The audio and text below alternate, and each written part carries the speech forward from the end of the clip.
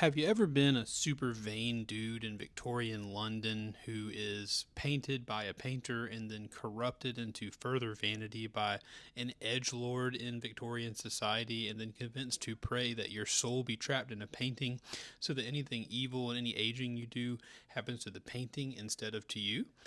If that sounds like you, you might be Dorian Gray from the Oscar Wilde novel The Picture of Dorian Gray, which I listened to via audiobook in the past week, and I want to tell you about it. This is the story of Dorian Gray, who, as I said, has a portrait painted of him, and something about that portrait combined with an ideology given to him by this lord who becomes his very close friend, who is very much an edge lord.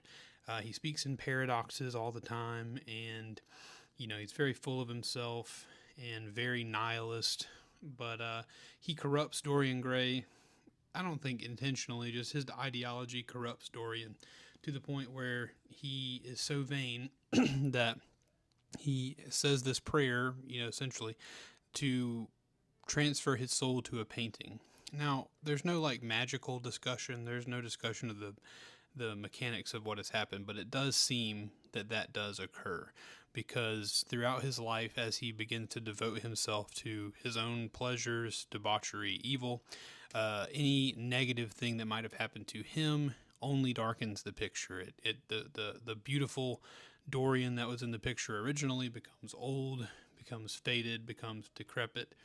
Blood on his hands from a few mortal things that go on, and culminating in, I'm not going to tell you how the book ends, but culminating in a very serious and tragic situation for Dorian and those around him.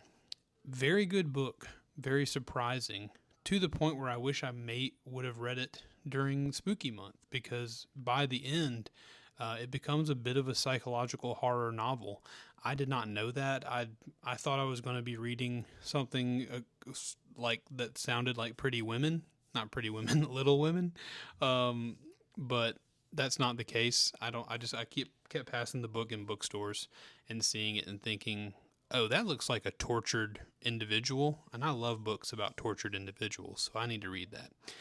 And so I did. The book was very good, and I really enjoyed it. I hope you like it. Let me know if you do, if you've read it or whatever. Thanks for watching.